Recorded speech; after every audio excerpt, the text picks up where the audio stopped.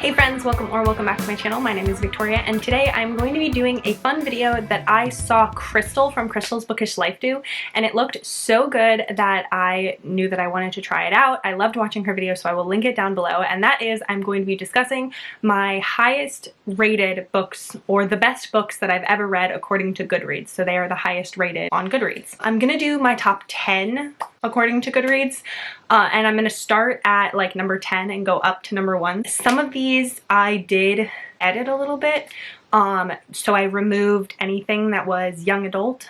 Anything that was in the same series I didn't include. I only included it once in the highest space, and then I also took out anything that was nonfiction. Okay, so the ones that I took out were like Harry Potter, and I think there was a Cassandra Clare Clockwork Princess type book, and The Hate U Give was another one. But I wanted to focus for this video just on the highest rated adult romance ones that were according to Goodreads. So like I said, I'm gonna start from number 10 and go up to number 1. So number 10 is The Takeover by T.L. Swan with a rating of 4.48. I absolutely adore this book. I gave it 5 stars. It is a single mother with a billionaire CEO hero. The heroine, her husband has passed away, and she is in charge now of this company that he owned. And Tristan Miles, the hero, he takes over dying companies and buys them up and like builds them back up and then sells them off or makes them part of his media company. And so he goes to the heroine to offer to buy her company from her, and the heroine is absolutely offended. She's like, hell fucking no, you are not taking my company. This was my dead husband's company and I'm gonna run it.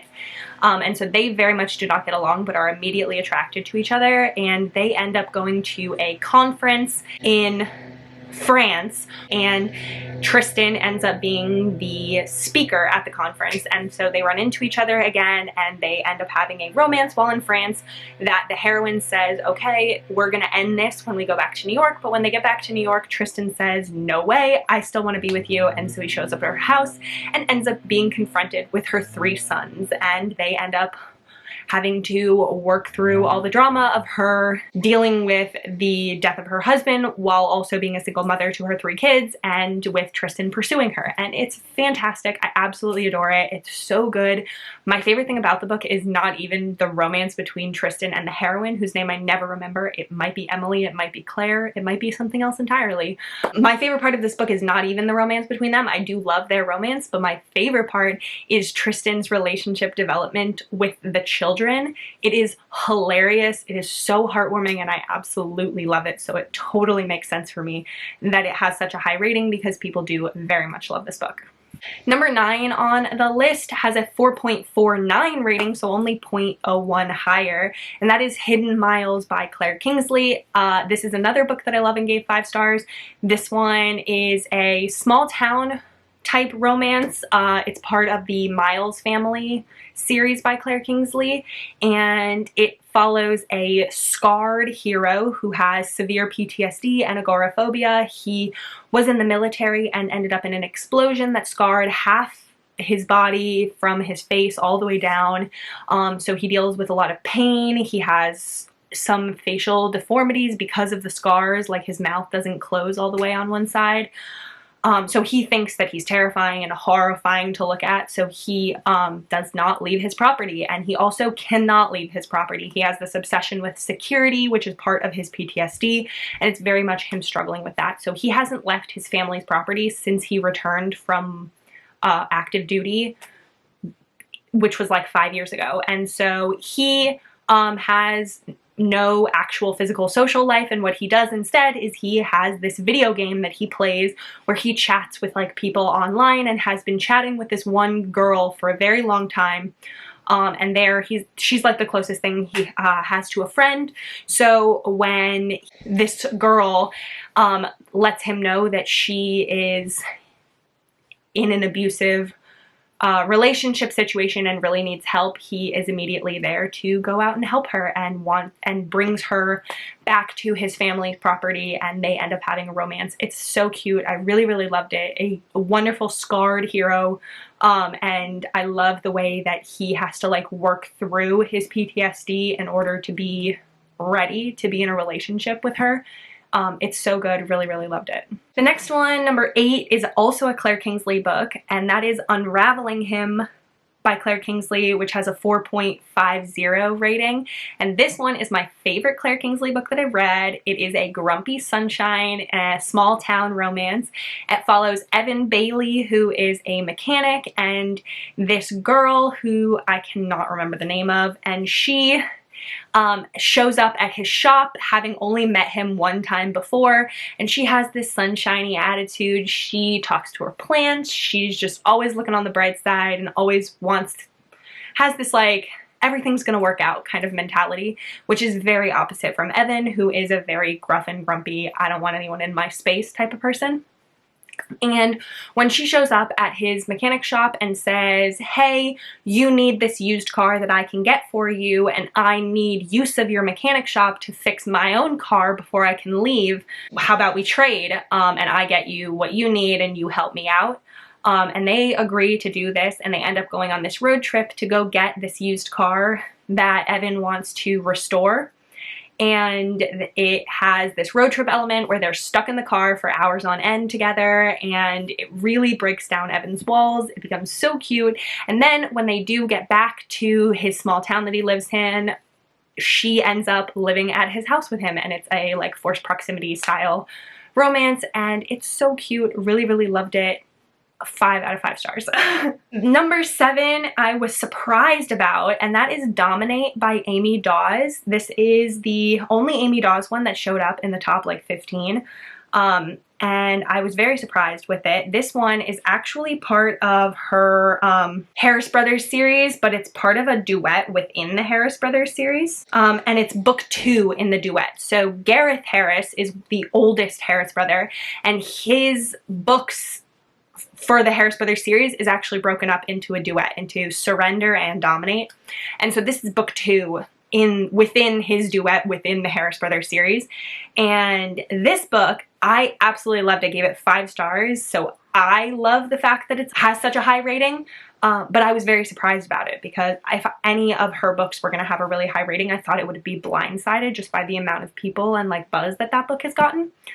But this one is actually one of the very few books to make me cry. It deals a lot with Gareth's trauma of his mother who had died when he was a child. He has all of this stuff built up and that he's never really worked through, family drama type things that come out in this book that he really ends up having to work through with the help of his heroine, whose name is Sloane. So this duet, book 1 in this duet, follows Gareth and Sloane. Sloane is a single mother, and she recently has gotten divorced, and she is dealing with the fact that her daughter is not hers 100% of the time anymore, and that she has to share custody with her ex-husband. And Gareth is so sick of being in control of his entire life. He never gives up control. He's always so on top of things and is always kind of stressed and doesn't ever really relax or like let go. And when Sloane, the heroine, really, really needs the control, she never has any control over her life, especially now that her daughter is not hers 100% of the time. And so she really needs control, and they end up getting in this like relationship that is a like works out, friends with benefits type relationship, where it works out really well for them, where within the bedroom Sloane has full control and Gareth gives up his control, and which is what they really need for their life. And they end up in this sexual relationship that develops into a much more loving relationship, and it is very, very good. I really, really loved it. I think I gave Surrender 4 stars and Dominate 5 stars, but I really enjoyed it, and I am surprised yet very happy that it has such a high rating. The next one is one that I was not surprised about at all. Number 6 is House of Sky and Breath, and that it has a 4.54 rating. I did give House of Sky and Breath 5 stars. This is book 2 in her Crescent City series, Sarah J. Maas's Crescent City series. It's a fantasy romance series that has a lot going on in it. I'm not even going to attempt to give you a synopsis for it because I would fail. But House of Earth and Blood is one of my all-time favorite books, and I did give House of Sky and Breath 5 stars, but I did not love it as much as House of Earth and Blood. So I knew that some Sarah J. Maas was going to show up, and I'm not surprised that they're this one and that it's not the only one on this list. Number 5 I'm very happy about, and that is Heartstopper, Volume 1 by Alice Oseman, and this one has a 4.55 rating. And this one is a male graphic novel series. This is Volume 1 in the series. I only read up to Volume 2, I think. But Heartstopper recently had a TV show come out on Netflix, which is fantastic. If you haven't seen it, please go watch it. It's so good, so heartwarming to watch. I absolutely adored it, and it made me really want to continue with reading the graphic novel series, so I may go back and pick up Volume 3. But I think that because the TV show came out, that a lot more people are discovering the book series and are reading it, especially because they want to know what happens next without having to wait for season 2 of the TV show. So I think that that has a lot to do with the fact that it has recently gotten this like large resurgence, but I'm very happy that it has such a high rating. It's such a good story. So cute.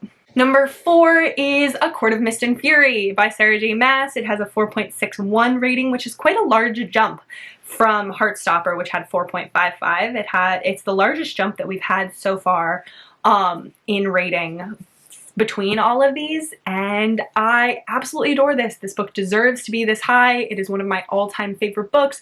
It's most people's favorite Sarah J. Maas book. It's fantastic. It's amazing. I have no complaints with this book.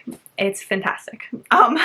Number 3 is one that I was super surprised about, and that is the Hades series by Tate James. Book 3 is this one that it's rating with its ratings, but book 2 and book 4 also showed up in the top 10, and I just combined them to be this number 3. But I was very surprised that this one showed up, that this series showed up, and that even book 1 is in the top 15. So way to go, Tate James. I mean, I really enjoyed this series. It's really good. It's a reverse harem series that deals with gangs. So the heroine is the leader of the Timberwolf gang, and she has 3 male love interests. And this one is one that I really enjoyed, because within reverse harems, one of the things that I really like about reverse harems is that oftentimes you get multiple different relationship tropes between each of the heroes and the heroine. So within the Hades series, you have a virgin hero, you have a friends to lovers relationship, and you have an age gap relationship, which is a little bit forbidden. And I just loved that you got so many different dynamics and how they ended up working together. Hades, the heroine, was such a badass heroine. I really loved this series, and there were quite a few books in this series that I gave 5 stars. I think 2 of the books I gave 5 stars out of the 4 books, and the other 2 I gave 4 stars. So really good series, and would totally recommend it. Number 2 makes me so happy, and that is The Long Game by Rachel Reed. This has a 4.67 rating, and this one probably has something to do, I actually have it right here. This probably has something to do with the fact that this book is brand new, or not really brand new, but it's only been out for a couple of months, but it deserves this high rating. I think so many people were waiting so long for Ilya and Shane's HEA. This is a book 2 in a duet. Book 1 is called Heated Rivalry, and it ends on a happy for now, and this book came out many years later, and it is their HEA, and Shane and Ilya are just fantastic characters. They're so freaking lovable. I just adore their relationship. It's a hockey romance series, and it's so good. It's so good, and I'm so happy that it has such a high rating and that people love Shane and Ilya as much as I do. Then, number 1, the highest rated book best book I've ever read, according to Goodreads, is actually my #1 favorite book of the year so far, and that is Manacled by Senlin Yu, which is a fan fiction. It has a 4.71 rating, which it fucking deserves. This book is amazing. It is so good. It is long as shit. It is so fucking long. It has many, many, many, many pages. I don't even know what Goodreads says. How many pages does Goodreads say it has? Goodreads says it has 1,235 pages. Like, it's really fucking long.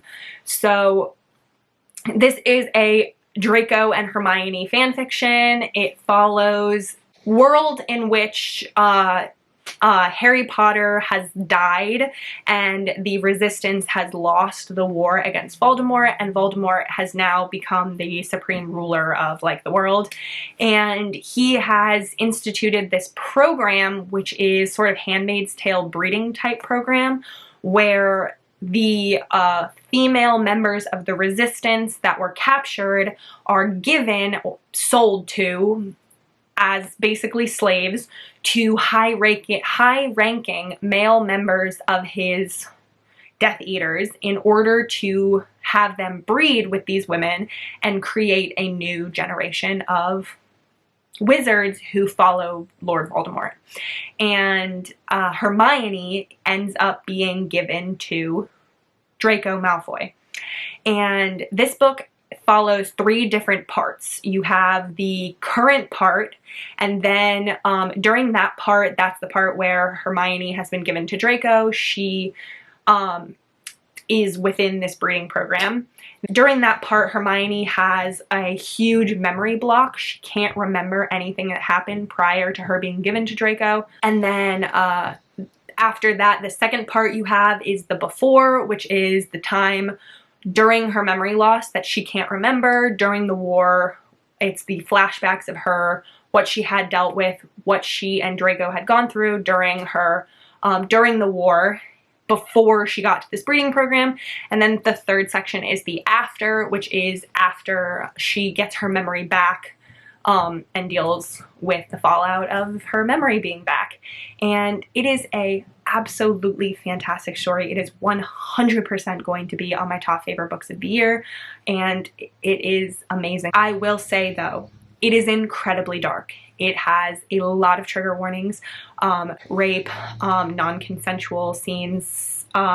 It also has war, death, like gratuitous violence type scenes. So I understand that it's not everyone's thing, but if that doesn't bother you, please try it out, even if you're not a Harry Potter fan, because you don't really need to understand Harry Potter in order to read it. But it's fantastic and it deserves such a high rating, and I want a bound copy of it so bad. I've been trying so hard with different book binders to get a bound copy of it because I want it for my shelf because I fucking love it.